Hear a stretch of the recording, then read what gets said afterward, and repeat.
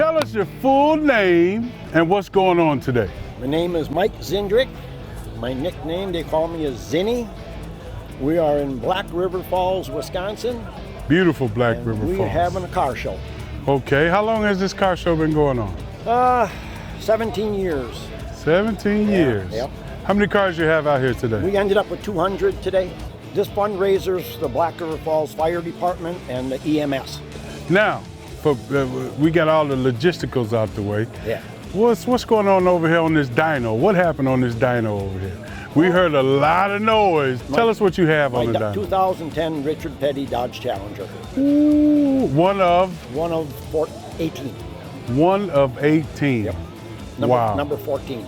Number 14. Yep. Wow. Yep. Very proud of that car. Oh, very. I beat on. See, I like talking to car guys. Well, and especially it's a Mopar. I know that you're a Mopar guy. Yes, I know there's sir. another one right there. He's a Mopar guy. Oh, good. There's a bunch of us here. Good. Well, I'll tell you what. Thank you so much for letting us chat with you today, my brother. Yep. And please let us come back again. Okay, you're in.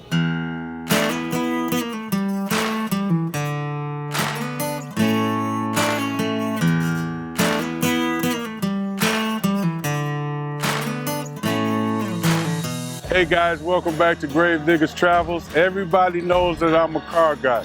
Everybody knows that I'm a Mopar guy. But today I'm making an exception because of this beautiful Pontiac Trans Am. I'm trying to get one in my collection. I finally saw one at this beautiful car show. So today we are featuring, I'm gonna bring the owner in right here. Come on in here, man. How you doing? How you doing today? How you doing, man? Tell everybody your name, where you from.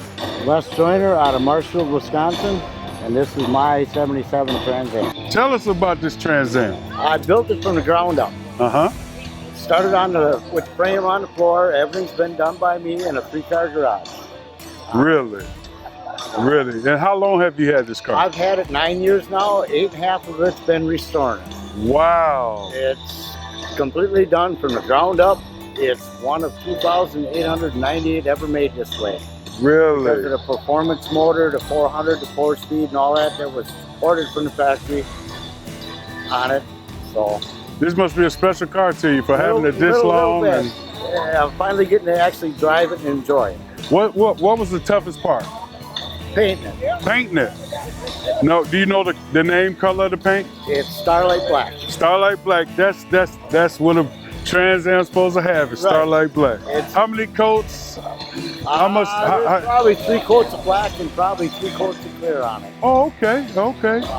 Original interior? Except for been redone. Okay. Original dash and black on black. Black on black. Okay. Like it says, it's one of 2,898 ever made this way. And found that out by going into Pontiac archives and stuff like that. Yes, sir.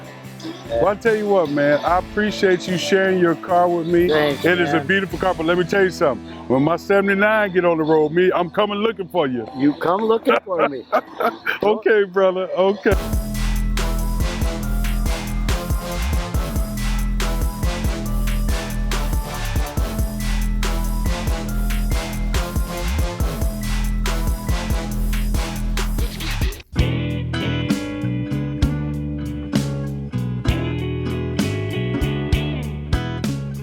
Okay, guys, tell me your names and why you got this car.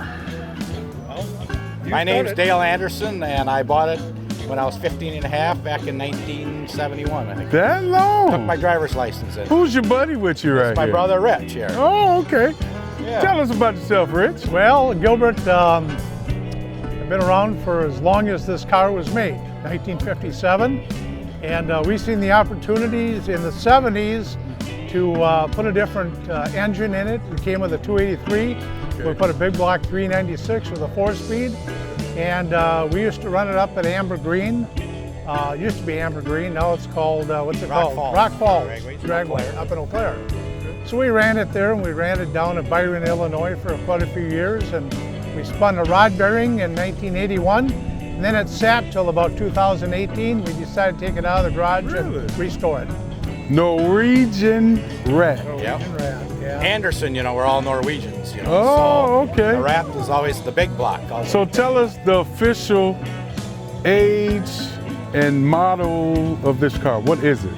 It is a 1957 Chevy Bel Air. 1957 Chevy Bel Air. And you guys had it for how long?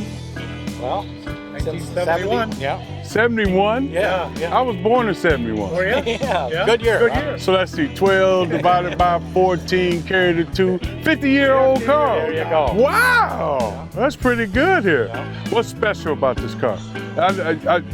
People never understand, you got two brothers here and one car. What's special about it? Just being nostalgic, like when we raced back in the 70s, brings back a lot of memories and stuff. And we just decided that, yeah. Well, the big thing in 2018 when we decided to restore it, we did the interior, changed the engine, tranny, everything except for the paint on it. We kept it nostalgic. A lot of the, you see like Electric Transport on here and stuff was put on back in the 70s when we used to race and we had sponsors. So we just said, you know, let's just keep the paint the way it is. How'd you come up with the name? Just tell me how'd you come up with the name? Well, our heritage, we're full-blooded Norwegians. Yes, sir. And the rat represents a big block. The big block Chevy is called a rat motor. And so that's why we call it Norwegian Rat. And yeah, we love the car. Had a lot of opportunities to sell it, get rid of it, but it's been with us since like 71 and we don't have any plans of ever letting it go. That's beautiful, man. That's beautiful. A lot of people don't understand the love of a guy in his car. And it's from your neighborhood of champions and for metric. So it's a Packer vehicle, you know. Only Good. Packers can go in it. Yeah. Good. And what is this color? What is this color called? It's Sierra Gold is the color of it. Sierra Gold, yep. Well, guys, thank you for spending this time with me and letting me put you guys on GraveDigga Travels. Thanks, guys. Yep, thank you.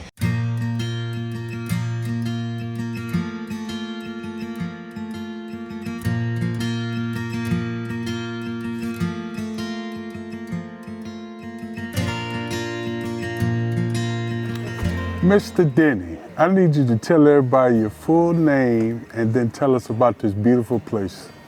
My name is Denny Reyes. So this is the landing resort on the Chippewa Flowage here in Hayward, Wisconsin. I've been here 16 years. It's owned by the Kudere tribe.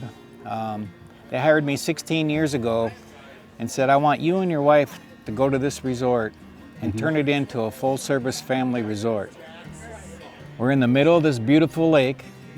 It's Wisconsin's largest wilderness lake. Pretty much all the kind of fish you want to catch except trout. And we hold many events all year long. Have cabins, pontoons, boats for rent, and restaurant breakfast, lunch, and dinner. Now tell us a little bit, tell us some good history about the landing. Maybe a little bit before you got here, a little bit during. Right. This used to be called Herman's Landing, and it was a famous guide stop. Years back in the early 1900s, a gentleman was married to a native gal, and he rented this property for $10 a year, and that's how it all started. Wow. And then as the years progressed, a few owners changed hands, became bigger and bigger, more popular and more popular. And then of course in '49, Louis Spray caught the world record muskie, which still stands today. And that's what it's really all about, people coming out trying to catch the world record muskie. The world record. What was the world record back then?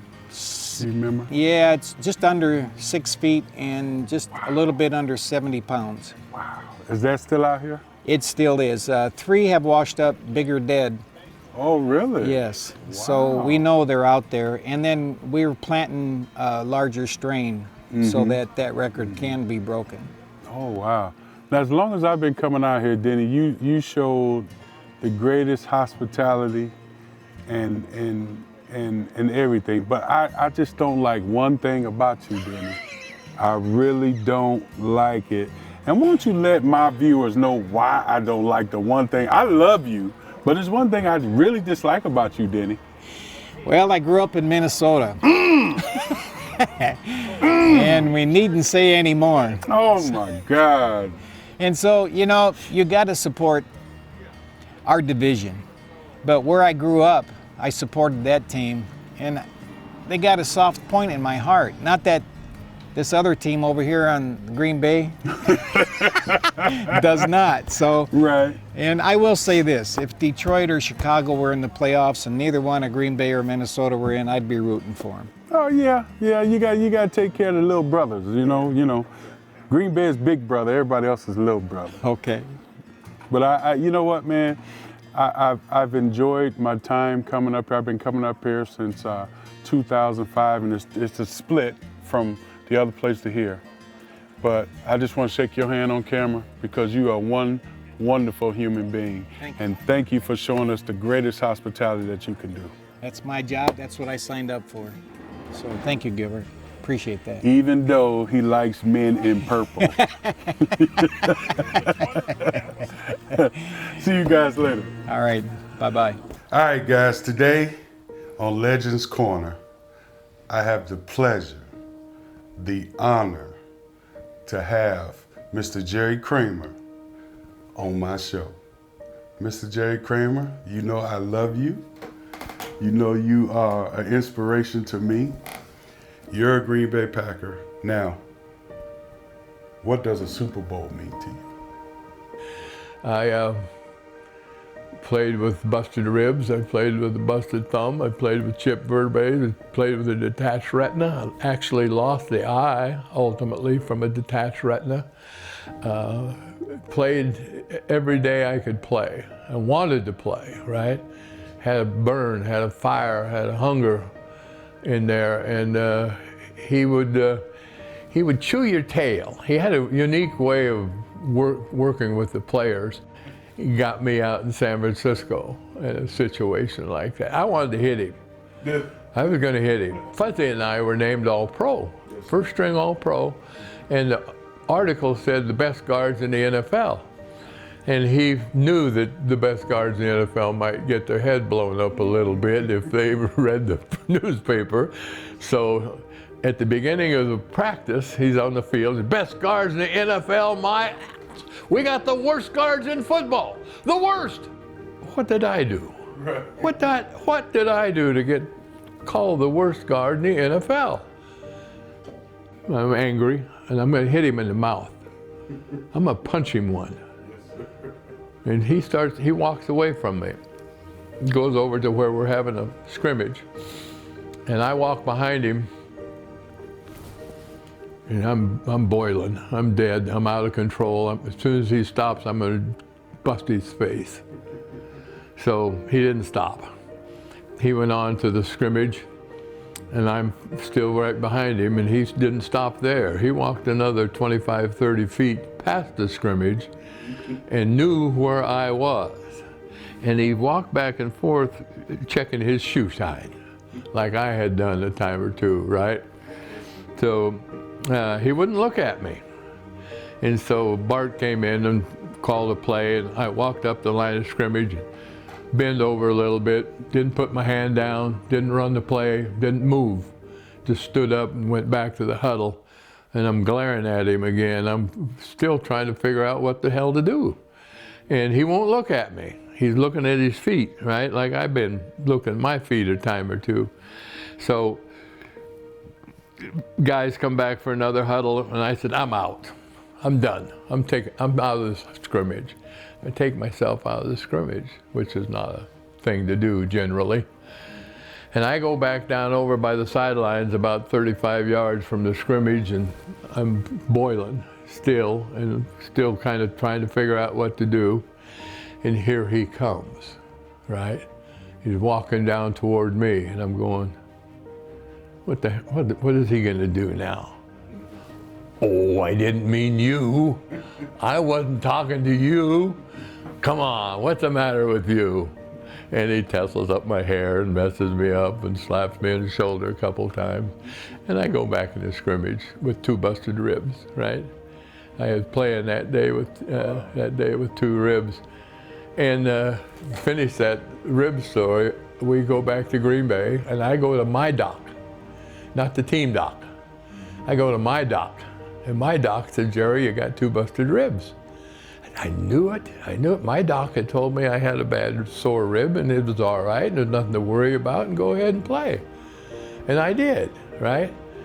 So I find out that I have 2 busted ribs, and I go back to the locker room on Tuesday morning, and Coach Lombardi is walking through the locker room. And I go up to him like a 5-year-old child and looking for an attaboy, way to go, good job, something, right? I said, Coach, yeah? You know those sore ribs I had? Yeah? I said, I had 2 busted ribs. He goes, no kidding. They don't hurt anymore, do they? And I go, no, I guess not. So that was the end of my busted rib story. Well, Mr. Jerry, it was my pleasure and my honor to have this conversation with you, and it's my pleasure, my honor to have you as the first person on the Legends Corner, because I believe you end and start with greatness. Thank you. Yes, sir. Thank you, Gilbert. Yes, sir. I love you. Appreciate you. Yes, sir. Love you. Yes, Thank sir. you. Thank you. Hey, Gilbert Brown, welcome back. This is the Gilbert Brown Foundation behind the scenes. My foundation does 156 different children's charities. And I want to show you guys what goes on behind the scenes. Everyone knows that the Gilbert Brown Foundation is all about the kids. We go up and down the highway. Waco Campground Association lets us tour their campgrounds so we can have as much fun with the fans, interact with the fans, and do a lot of things. I got a couple guys with me today. Every time I go out, I have somebody with me. So we like to enjoy, and the fans get to see us. They get to see our faces, they get to talk to us, they get to see how witty we are, because when I played, you couldn't see nothing. I was like Darth Vader, you know.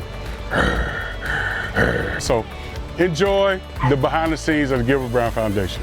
Come on into my office. She likes my signature. That's what she told me. That's what she told me. Wait till she see yours.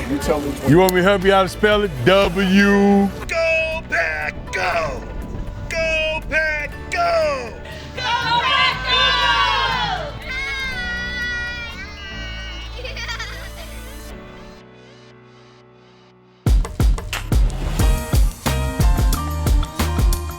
My name is Sarah Krause. I'm the general manager of River's Edge Campground and Bullheads Bar and Grill. This weekend we have an event here for the Gilbert Brown Foundation. It is our Bloody Mary competition. So we have 8 bars here today that brought their Bloody Mary mix, and then people purchase tickets to sample the Bloody Marys, and then they're going to vote for their favorite. Thank you so much for having me. Thank you. You're so sweet. Hi, sweetie. How are you?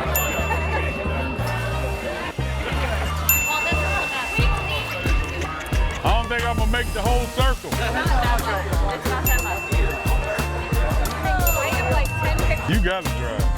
So I ain't gonna make it. Okay, I gotta stop.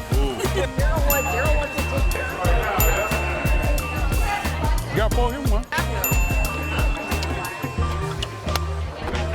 Let's take a picture, guys. Champ is here. Hello, everybody. We just went through the whole row of, what is that, Bloody Marys? I don't know how we gonna get back. Hey, if y'all know the guy next to you is not a Packer fan, point him out. Y'all know. Y'all know. Y'all know. Who is it? What's his name? What's his name? Man, come on, stand up. What's your name? What's your team? Come on, it's okay. He's the best. Come on up, buddy. Come on up. Y'all ain't done nothing in 35 years. Come on up, man. Come on up. Now, I always want to ask folks this because it amazes me that you ain't done nothing in 40 years. And you still, y'all run to the 85, and you still are a fan, right? Yeah. It's not because you're from Chicago, right? Well, yeah. Yeah? Okay. Tell everybody your name. Tell everybody why you are still a Bear fan for how long? Well, since the 80s. Let me break it down. How long? 35 years, I guess. 35 years. He's a Bear guy. I got to slow it down. Okay, now, it is so funny that they do this. Tell us, why have you been a Bear fan for 35 years? I can't tell you. You got to tell it. Everybody got to. You ready? Let them think about it. Why have all these? Wait, you got to be on the mic. You have a New York Giants hat on? No. No. Tell us why. Why? Well, I was brought. It don't matter why. He seriously thought we wanted to hear that mess. Get on back to your seat, chump. Did you tell everybody about how beautiful this campground is? It is a very beautiful campground. It's pretty new. Have you been here all 4 years? I have, yes. This campground, what would you be known for? We are a very family-friendly campground. Okay. We just strive on being family-friendly and having fun things for everyone to do. And I'm gonna tell you this, I'm standing by the kitchen right here, right? And it smells so beautiful. Oh my God. So good. So what's cooking right now? They make pulled pork, they have pizzas, they have burgers, a bunch of good stuff. Well, thank you for letting the Gilbert Brown Foundation come to see you today. Thank you. And we are ecstatic about this scene right here. Except for the highway in the back, because we had to reshoot stuff. So thank you. Thank you.